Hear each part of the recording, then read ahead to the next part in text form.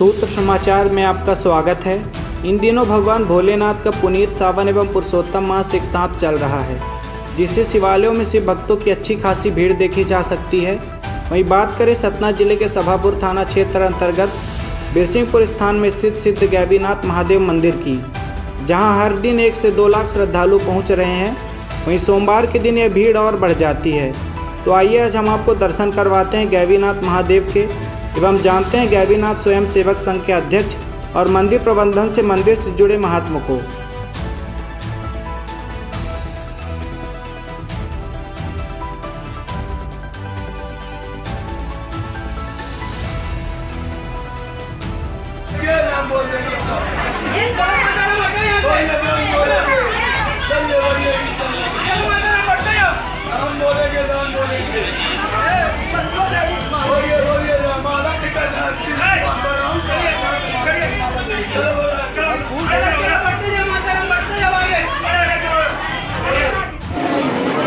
नमस्कार, आप देख रहे हैं सूत्र समाचार। आज हम आए हैं बिरसिंहपुर, जहां सभापुर थाना क्षेत्र अंतर्गत हम चर्चा करेंगे यहाँ के पुलिस प्रशासन से कि कैसी कुछ व्यवस्था है। आप देख ही सकते हैं कि भीड़ किस तरह है इस सिद्ध स्थान पर। तो आइए हम चर्चा करेंगे सभापुर थाना प्रभारी जी से।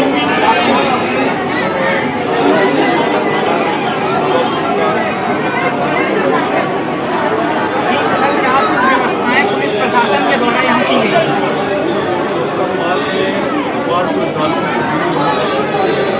लगभग 1 लाख 2 लाख प्रतिदिन यहाँ दर्शन के लिए आते हैं। श्रद्धालुओं को किसी प्रकार की व्यवस्था न हो, इसलिए जगह जगह बैरिकेडिंग करके सरकारी व्यवस्था बनाई गई है। हर बैरिकेड पर पुलिस फोर्स को लगाया गया है, कर बन गया है और वास्तव में अगर CCTV कैमरे लगाए गए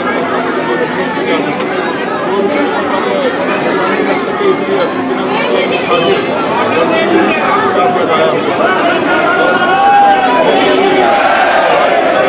भगवान भोलेनाथ के दर्शन हो रहे हैं। तो हमारे साथ थाना प्रभारी जी, जिनका बहुत बहुत धन्यवाद। कैसे शिवलिंग की स्थापना हुई और क्या कुछ यहाँ से जुड़ी मंदिर से जुड़ी हुई मान्यताएं हैं, तो हम सबसे पहले चर्चा करेंगे। जी, आपका नाम? रामकृष्ण नामदेव और मैं श्री गैवीनाथ सेवा दल अध्यक्ष बिरसिंहपुर।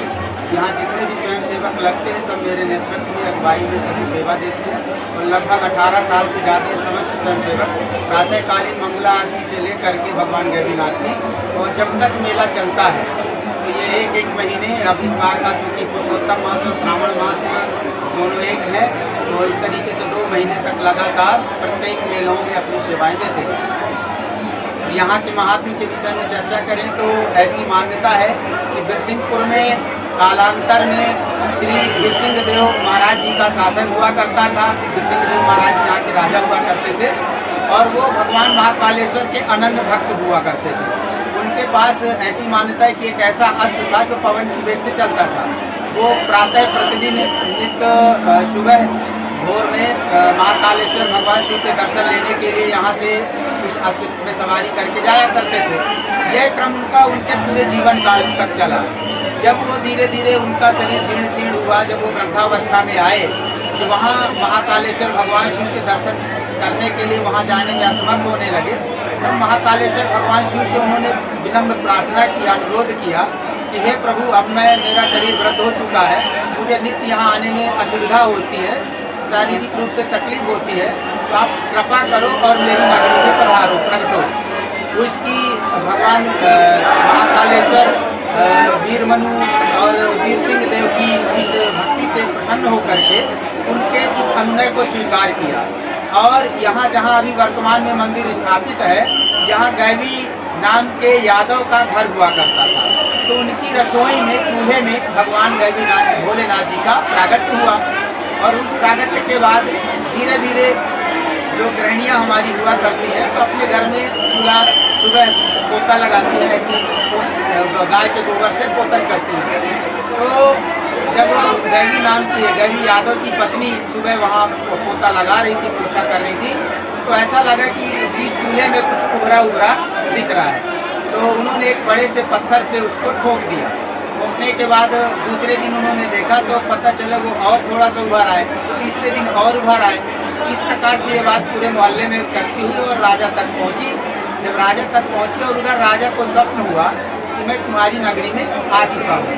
जब राजा को स्वप्न हुआ तो राजा को एहसास हो गया कि भगवान भोलेनाथ का प्राकट यहाँ हो चुका है।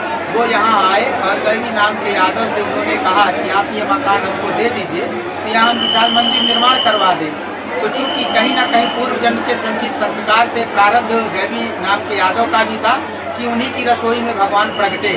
तो गैवी नाम के यादव ने राजा से कहा कि मैं एक शर्त में अपना स्थान ये घर दे सकता हूँ, यदि ये मंदिर बनने के बाद इस मंदिर का नाम मेरे नाम से जाना जाए। राजा ने इस प्रस्ताव को स्वीकार किया और ये राजा ने मंदिर बनवाया और तब इस मंदिर का नाम गैवीनाथ धाम पड़ा और तब से लेकर के कालांतर से लेकर के आज तक भगवान गैवीनाथ के नाम से जाने जाते हैं। और इसका वर्णन पद्म पुराण के पाताल खंड में स्पष्ट रूप से भी मिलता है। यही यहाँ भगवान गैवीनाथ भोलेनाथ का इतिहास है। जी, तो यहाँ जो बाबा धाम जाने वाले श्रद्धालु होते हैं तो वो यहाँ आकर जल चढ़ाते हैं, तो इससे जुड़ी हुई क्या कुछ मान्यताएं हैं, इसमें आप प्रकाश डालेंगे? जी, ऐसी मान्यता है कि जो बैजनाथ धाम जाते हैं वहाँ से लौटने के बाद एवं जो चारों धाम की यात्रा भी करके आते हैं तो समस्त तीर्थों का जल यहाँ चढ़ता है और जब तक यहाँ जल उनका नहीं चढ़ाया जाता तब तक उनकी यह यात्रा अधूरी मानी जाती है। ऐसी लोग मानते हैं और अपने शास्त्र सम्मत है ये बातें हैं। अब हम जानकारी लेंगे यहाँ के अध्यक्ष से।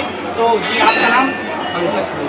जी, क्या कुछ व्यवस्थाएं रहती हैं आपके द्वारा, मंदिर प्रशासन के द्वारा, कि श्रद्धालु यहाँ पास, जैसे कि आज सोमवार का दिन है तो काफ़ी भीड़ देखी जा सकती है, तो इसको किस तरह से कंट्रोल किया जाता है, क्या कुछ व्यवस्था रहती है? हमारे सालोपुर थाना के प्रभारी बढ़िया देखभाल करते हैं और स्वयं सेवक तकरीबन 40-50 लड़के बहुत अच्छी व्यवस्था करते हैं और पानी हवा ये सब व्यवस्था की जाती है और काफ़ी अच्छी मदद शासन से और हमारे स्वयं सेवक के लड़कों से अच्छी व्यवस्था। जी, आपका नाम?